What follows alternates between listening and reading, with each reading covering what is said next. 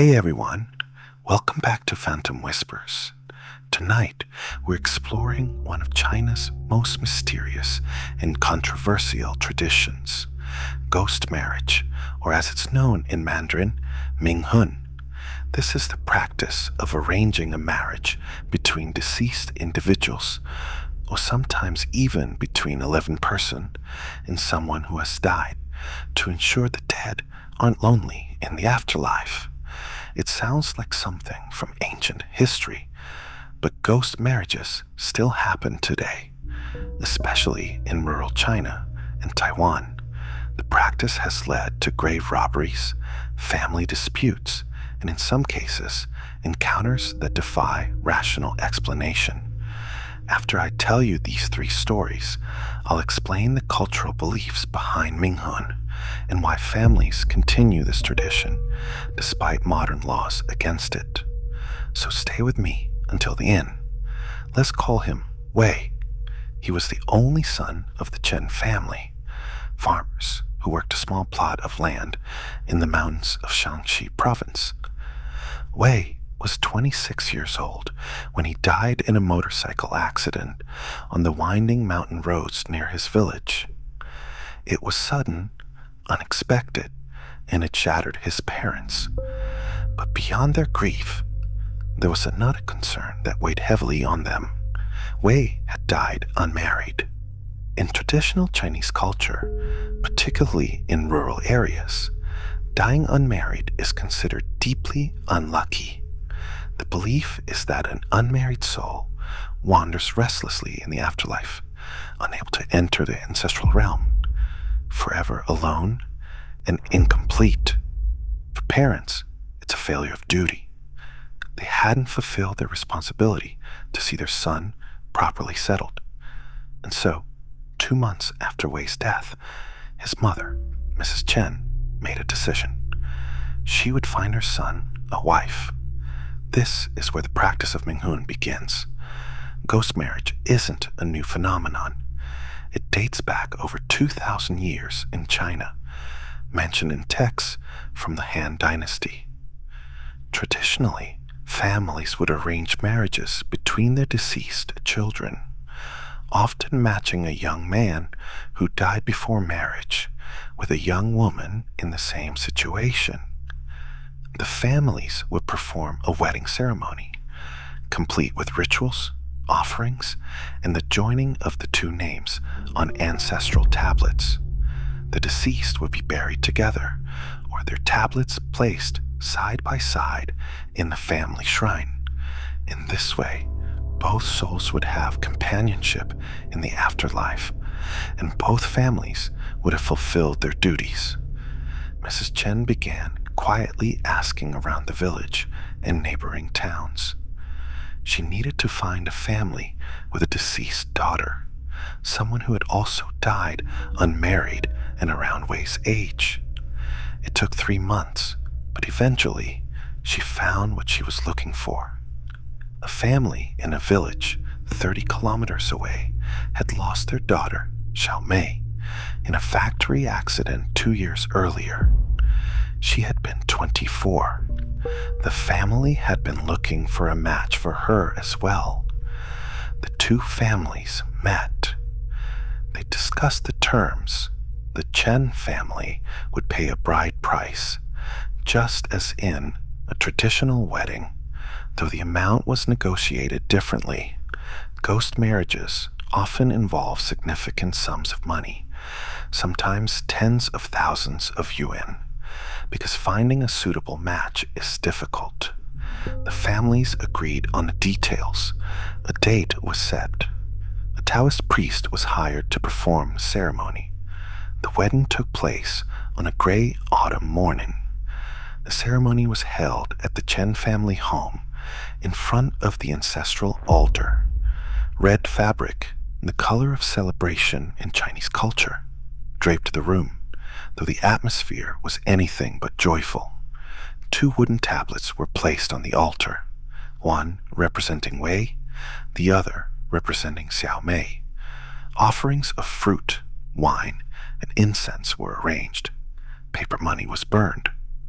The priest chanted prayers, calling on the spirits of the deceased to recognize their union. Mrs. Chen wept throughout the ceremony, not from sadness, she would later say, but from relief. Her son would not be alone. The marriage was official in the eyes of the ancestors. Xiaomei's family received the bride price. The tablets were placed together in the Chen family shrine. And that, Mrs. Chen thought, was the end of it. But 3 nights after the ceremony, something happened that changed everything. Mrs. Chen was alone in the house. Her husband had gone to the neighboring village for a community meeting. It was around 10 in the evening, and she was preparing for bed when she heard a sound from the main room. The soft rustle of fabric, like someone moving in the dark. She called out, thinking her husband had returned early. No answer. The sound stopped. She walked into the main room, turning on the light. The room was empty, but the air felt different, colder, and there was a smell, faint, sweet, like the osmanthus flowers that had been part of the wedding offerings. She looked at the ancestral altar.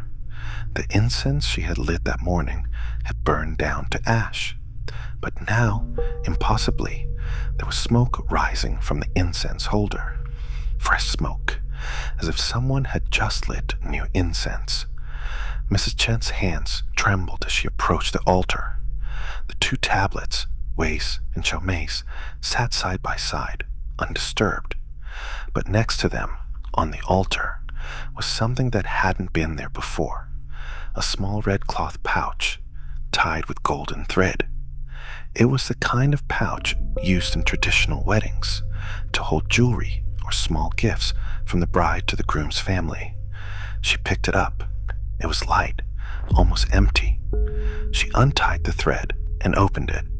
Inside was a single item, a small jade pendant, carved in the shape of a lotus flower.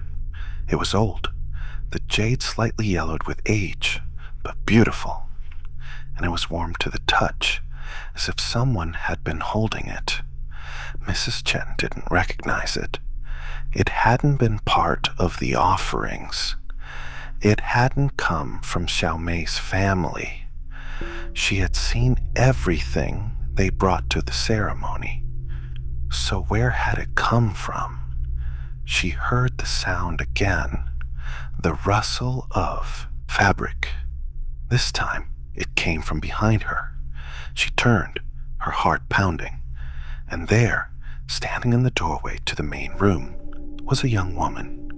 She was dressed in a traditional Ri wedding gown, the kind worn by brides in rural China. Her hair was arranged in an elaborate style, adorned with golden hairpins. Her face was pale, serene, beautiful. She was looking directly at Mrs. Chen. Mrs. Chen couldn't speak, couldn't move. The woman smiled, a gentle, almost shy smile, and then she spoke. Her voice was soft, barely above a whisper, but clear. "Thank you," she said, "for giving me a home." Mrs. Chen blinked, and the woman was gone, just gone. The doorway was empty. The room was silent, but the jade pendant in Mrs. Chen's hand was still warm. The next morning, Mrs. Chen called Xiaomei's family. She described the pendant. There was a long silence on the other end of the line. Then Xiaomei's mother began to cry. The pendant, she said, had belonged to Xiaomei. It had been her favorite piece of jewelry, a gift from her grandmother. She had been wearing it the day she died. It had been buried with her. Mrs. Chen went to the cemetery where Xiaomei was buried. The grave was undisturbed. The earth hadn't been touched, but somehow the pendant had left the grave and appeared on the altar. Xiaomei's family took it as a sign. Their daughter was happy. She had accepted the marriage. She was at peace to this day. Mrs. Chen maintains the altar with offerings every week. She speaks to both Wei in Xiaomei as if they were living in the house with her. And sometimes, late at night, she smells osmanthus flowers, even though none grow near her home. She hears the soft rustle of fabric in the main room, and she feels, she says, that her son is no longer alone. That story, as unsettling as it might seem, is considered a successful ghost marriage. Both families were willing. Both spirits appeared to accept the union, and peace was achieved. But not all ghost marriages end so peacefully. Sometimes the living are forced into these arrangements, and when that happens, the consequences can be far more disturbing. Our next story comes from Taiwan, where a young woman found herself trapped in a marriage she never agreed to, with a man who had been dead for 3 years. Let's call her Meiling. She was 29 years old, working as a teacher in Tainan, Taiwan's oldest city. She came from a rural family. Her parents were traditional, religious, deeply rooted in the customs and beliefs of their ancestors.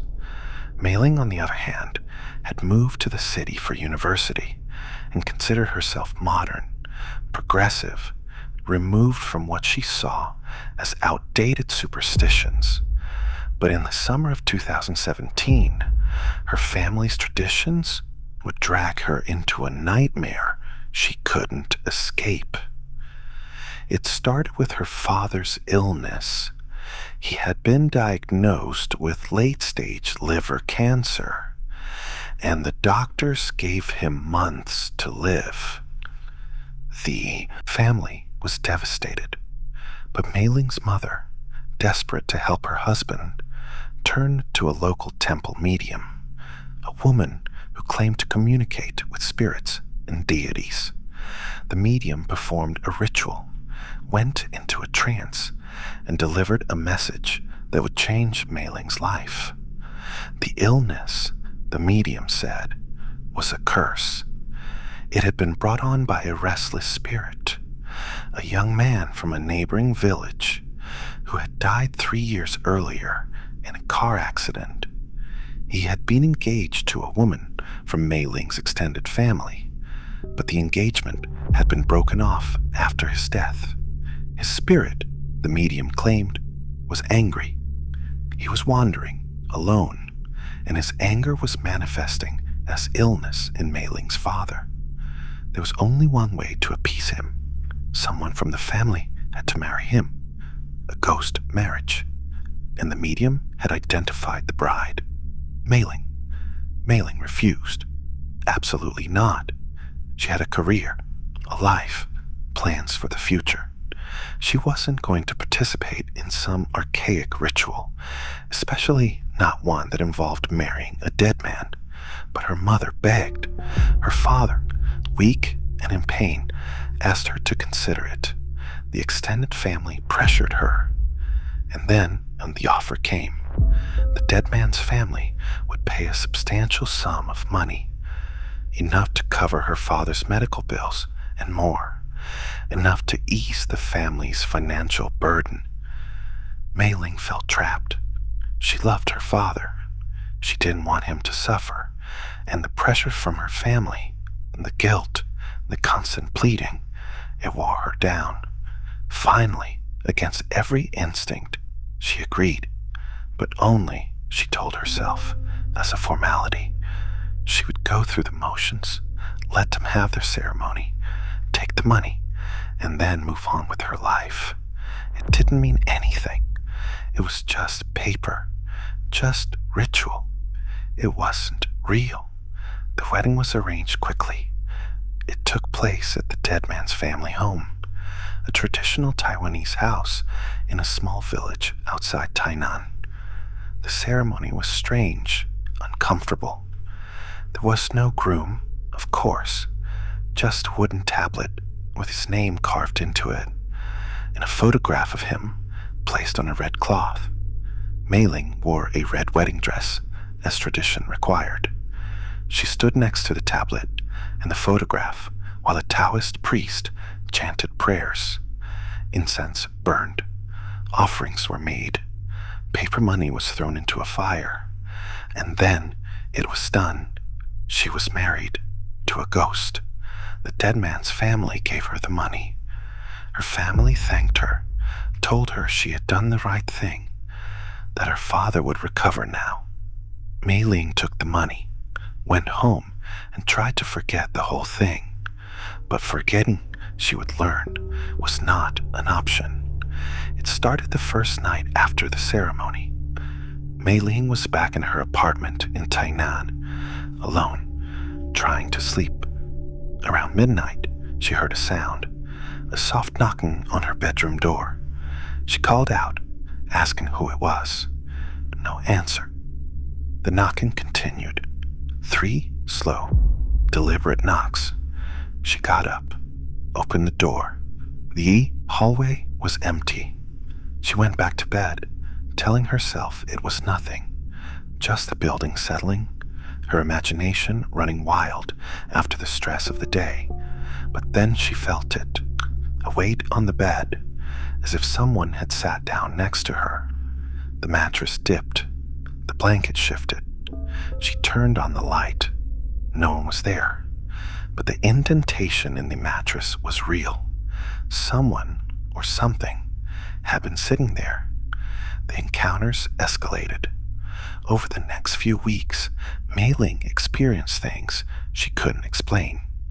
She would come home to find her apartment rearranged, furniture moved, objects placed in different locations. She would wake up with bruises on her arms, as if someone had grabbed her in her sleep. And worst of all, she began to see him, the man from the photograph. He would appear in mirrors, in reflections, standing behind her. He would be there when she closed her eyes, his face pale and expressionless, staring at her. And sometimes, late at night, she would hear his voice, a whisper, close to her ear, speaking words she couldn't quite understand, but that filled her with dread. Mei Ling tried to rationalize it. Stress, guilt, sleep deprivation. But the experiences were too consistent, too physical. And then, one night, it became undeniable. She woke up to find him standing at the foot of her bed. Not a reflection, not a shadow. Him, solid, real. He was wearing the same clothes from the photograph, a white shirt, dark pants. His skin was gray, lifeless. His eyes were empty, but they were fixed on her. And he spoke. His voice was cold, flat, devoid of emotion. "You're my wife," he said. "You belong to me now." Mei Ling screamed. She threw the blanket at him and ran out of the room.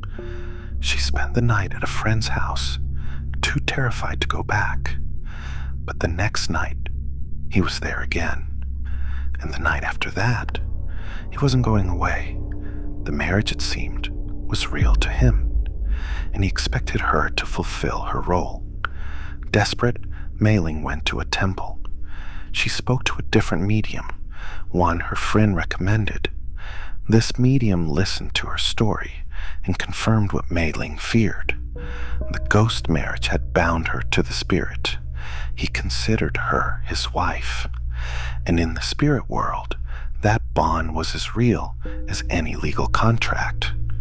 Breaking it would require a ritual, a spiritual divorce, but it would be difficult.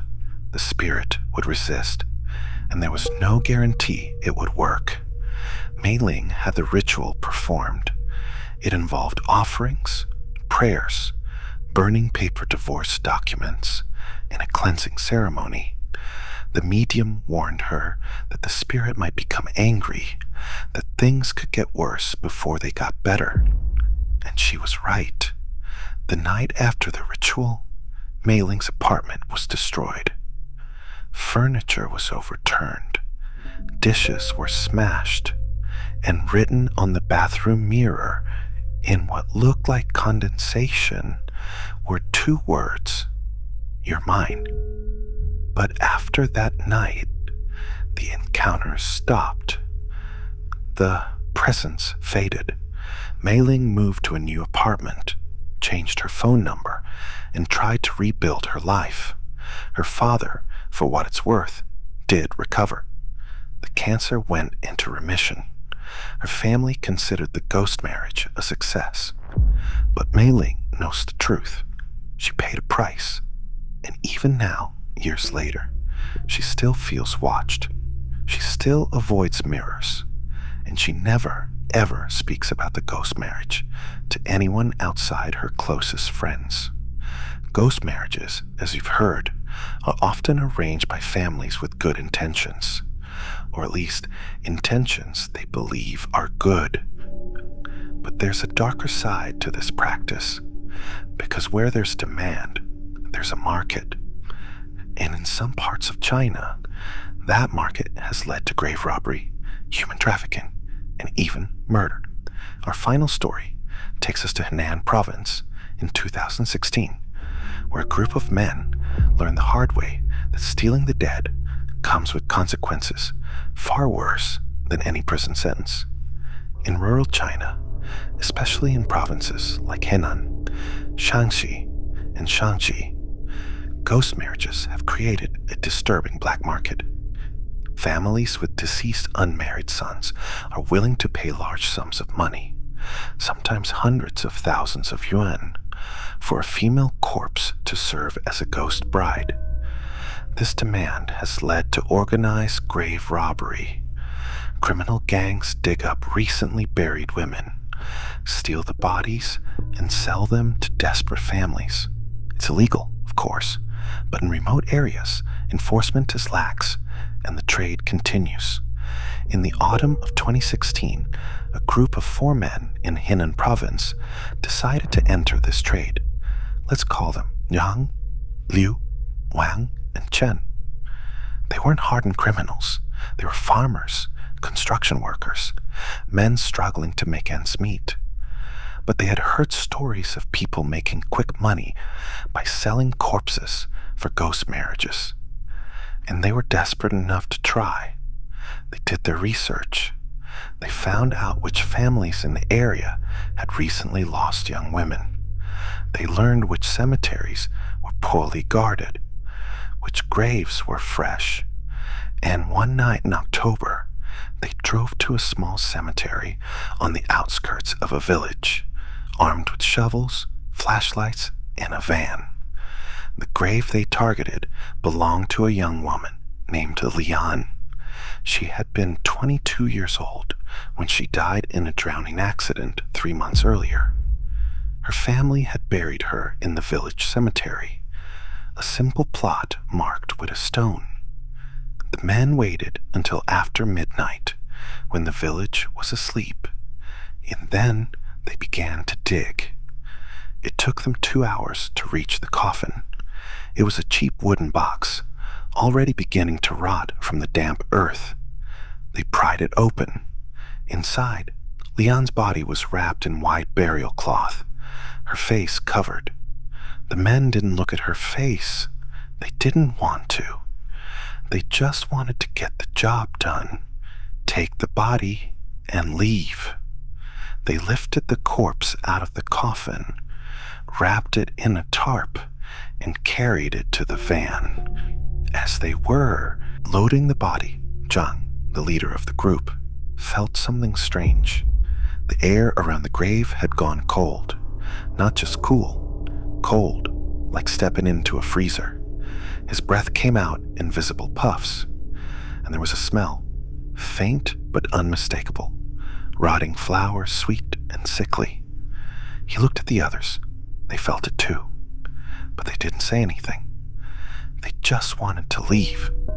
They drove to a town 2 hours away, where they had arranged to meet a buyer, a family with a deceased son who wanted a ghost bride. The transaction was supposed to be simple. They would hand over the body, receive the money, and disappear. But when they arrived at the meeting point, a deserted warehouse on the edge of town, the buyer wasn't there. They waited 1 hour, 2 hours. No one came. Liu, one of the men, started to get nervous.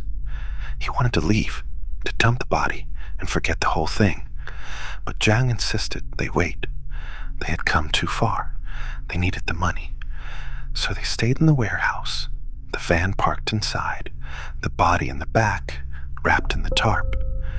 Around 3 a.m., things started to go wrong. Wang, who had been sitting in the van, suddenly shouted. The others ran over. He was pale, shaking, pointing at the back of the van. She moved, he said. The body moved. I saw it. Zhang told him he was imagining things. Corpses don't move. It was rigor mortis, or the tarp shifting. But Wang was insistent. He had seen the tarp move, as if something underneath it had shifted position.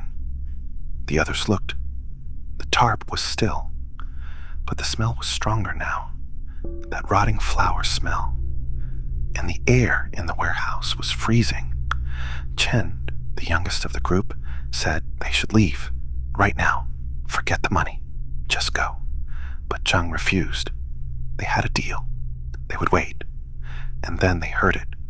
A sound from the back of the van. A soft, wet sound, like something dragging across metal. The men froze.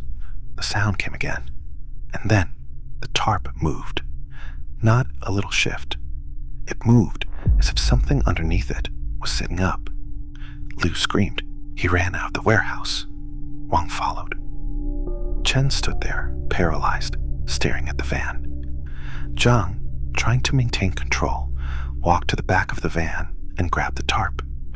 He told himself it was nothing, just the body settling. He pulled the tarp back. Lian was sitting up. Her eyes were open. Her skin was gray, mottled with decay, but her eyes were open, and they were looking directly at him. Her mouth moved, and a sound came out, a low, guttural whisper, like air escaping from a corpse, but it formed words. Words Zhang would never forget. Take me home. Zhang stumbled backward. He fell, scrambled to his feet, and ran. He didn't stop running until he was out of the warehouse, into the street, gasping for air. The others were already in the street, terrified, incoherent. They got in the van. Zhang driving, shaking so badly he could barely hold the wheel. And they drove. They didn't know where. They just drove. But the body was still in the back. And as they drove, they heard sounds, scratching, tapping, and that voice, over and over, whispering from the back of the van. Take me home. Take me home. They drove back to the cemetery. They didn't discuss it. They just knew. They had to return her. They pulled up to the grave they had dug, the hole still open, the coffin still visible in the dirt. They dragged the body out of the van, still wrapped in the tarp, and lowered it back into the grave. They filled the hole as fast as they could, shoveling dirt with their bare hands, not caring about the noise, not caring if anyone saw them. They just needed to bury her again. When the grave was filled, the sound stopped. The cold air lifted, the smell faded, and the men, exhausted, terrified, collapsed on the ground. The next day, Lian's family found the grave disturbed. They reported it to the police. The police investigated, but the men were never caught, at least not by the authorities, because within a month, all 4 men were dead. Zhang died first. He was found in his home, hanging from a ceiling beam. The police ruled it suicide, but his family said he had been hearing voices, seeing things, unable to sleep. He kept saying someone was in the house with him, someone who wouldn't leave. Liu died a week later. He drowned in a shallow irrigation ditch near his farm. The water was only a foot deep. The police couldn't explain how he drowned, but his wife said he had been terrified of water since the night in the warehouse. He wouldn't even take a bath, and yet, somehow, he ended up face down in that ditch. Wang died in a car accident. His car veered off the road and crashed into a tree. He was the only one in the car, but witnesses said they saw a figure in the passenger seat just before the crash, a woman in white, her hand on the steering wheel. Chen, the youngest, died last. He had a mental breakdown, was hospitalized, and then, one night, he walked out of the hospital in his pajamas. He was found the next morning in the cemetery, lying on Lian's grave. He was dead. No visible injuries. The doctor said his heart just stopped. Lian's family, when they heard about the deaths, had a monk perform a ritual at her grave. They made offerings, burned incense, and asked for her spirit to be at peace. The grave has never been disturbed since, and locals say that on certain nights you can see a figure in white standing by the grave, watching, awaiting, protecting what's hers.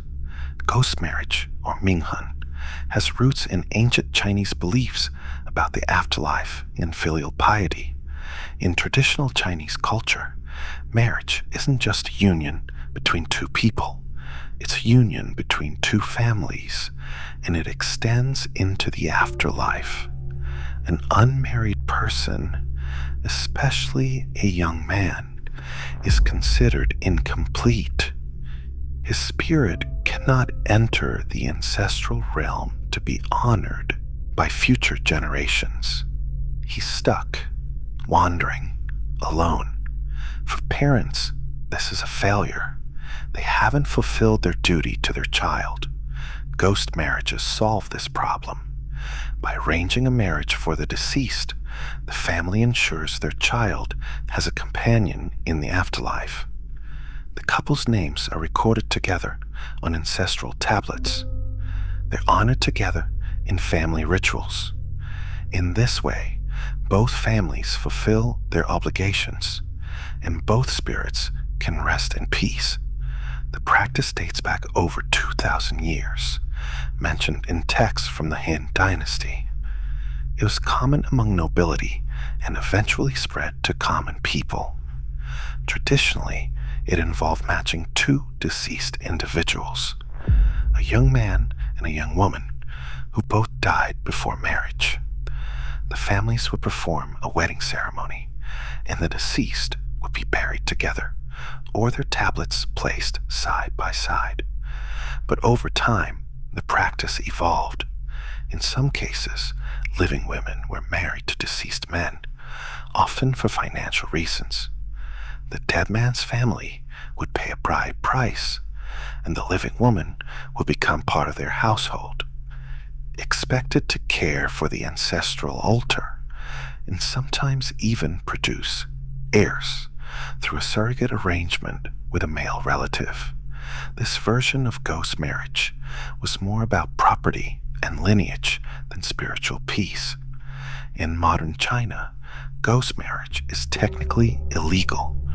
The government considers it feudal superstition and has laws against grave robbery and corpse trafficking. But in rural areas, especially in provinces like Shanxi, Henan, and Shanxi, the practice continues. Families still arrange ghost marriages, and where there's demand, there's a black market. Corpses of young women are stolen and sold. In some extreme cases, women have been murdered to provide ghost brides. But beyond the criminal aspect, there's a genuine belief among many families that ghost marriage works. They believe their deceased loved ones are happier, more at peace, and in some cases, like Mrs. Chen's story, there are experiences that suggest the spirits do respond, do accept the union, do find peace. So what do we make of these stories? Are they evidence of the supernatural? Or are they the result of grief, guilt, and cultural conditioning? Mrs. Chen's jade pendant appearing on the altar, was that really Xiaomei's spirit? Or could there be another explanation? Mei Ling's encounters, were they a manifestation of psychological trauma? Or was she truly haunted by the ghost she married? And the grave robbers, did Leon's spirit really exact revenge, or were their deaths a series of tragic coincidences? There's no easy answer, but what's undeniable is that for millions of people in China and Taiwan, ghost marriage is real. It's a living tradition rooted in love, duty, and a belief that death is not the end of relationships. And whether you believe in spirits or not, these stories remind us that the bonds we form in life and in death are powerful, complex, and sometimes impossible to break. What do you think?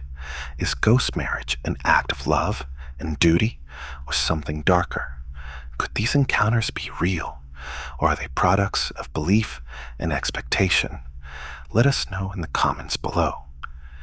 And don't forget to subscribe for more true ghost stories from across Asia. Until next time, stay safe and remember, some promises last beyond the grave.